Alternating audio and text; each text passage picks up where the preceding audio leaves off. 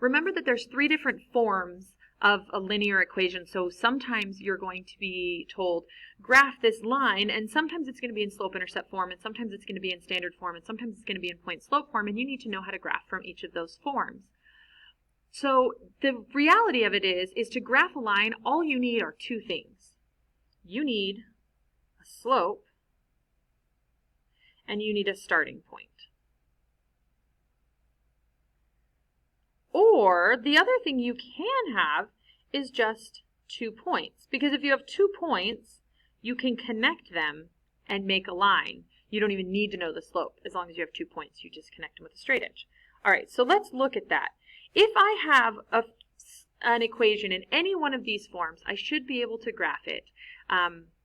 So the first thing we're going to do, doesn't matter what form we're using, is we're going to find a starting point. Okay? We're going to find a starting point. And once we have that starting point, then we're going to use the slope to graph the next point. Okay, so it doesn't matter what form you're in, you use the starting point, and then you use the slope. In standard form, we have one other way we can do it where we can just find 2 points that we're going to connect.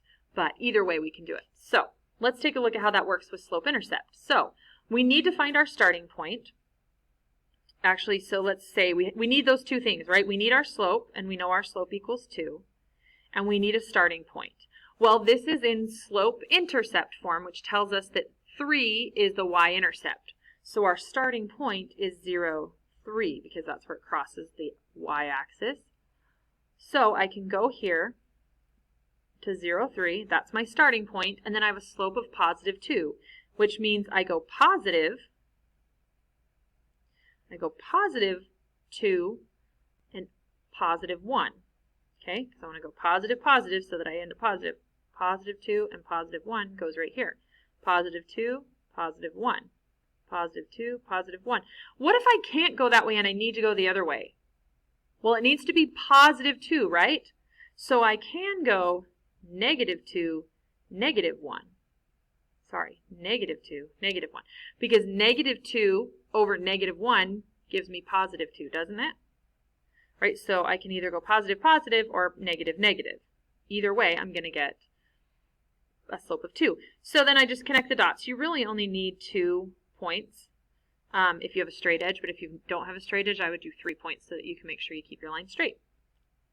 So it's that simple from slope-intercept. From point-slope form, what if I have the equation y minus 3 equals negative 1/3 x minus 2? So I need a slope. What's my slope? Negative 1/3. And I need a starting point. So my starting point is 2, 3, because this is in point-slope form, which tells me this is any point on the line. And this could be any point.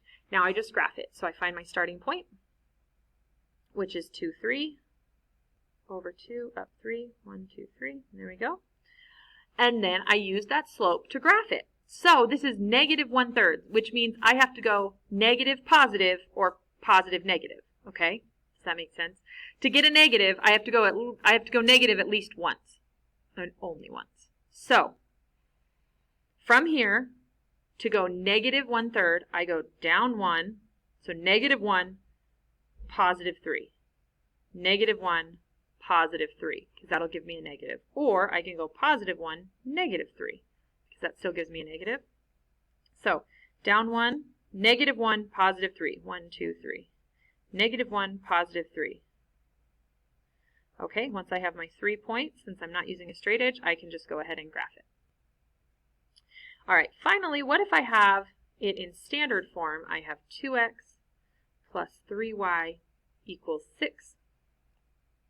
Well, we have 2 options. The first one is to get a slope and a starting point, and then graph it. So the first thing we're just going to do is change it into slope-intercept form, because then we have a point and a slope.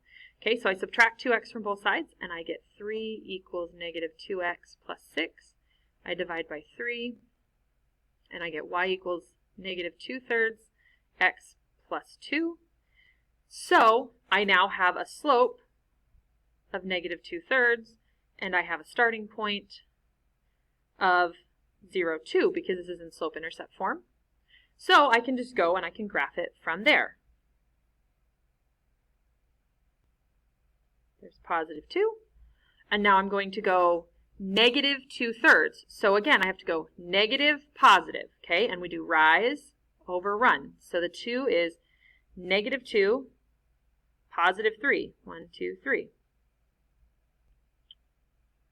Then I go down 2, negative 2, positive 3. Negative 2, positive 3. And I graph, if I can get straight on there. There we go. I graphed the line. Now, if you're in pre-calculus, I want you to listen up to this second method. It's called the cover-up method. It's a method we use in Algebra 2, and a lot of people learn it in Algebra 2 but haven't always mastered it. The cover-up method is so cool. Okay, I know that my definition of cool is different than your definition of cool, but I'm okay with that actually. So the cover-up method helps you find the intercepts of a function, and then you graph those two to graph the line. So we're going to try to find both of the intercepts, the x-intercept and the y-intercept. So first we find the x-intercept, and we say, okay, at the x-intercept, y has to equal 0, right? Because that's where the x-axis is where y equals 0. So what I do is I put 0 in for y, and I see what I get out. So I put a 0 in here for y, and I have 2x plus 3 times 0 equals 6. So, well, what's 3 times 0? It's 0. So that's why we call it the cover-up method, because it basically just covers up that entire part of the function. And now this is really easy to solve. 2x equals 6. Well, x equals 3, right?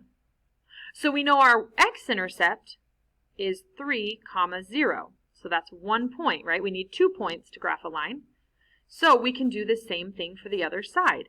Well, the y-intercept is where x equals 0.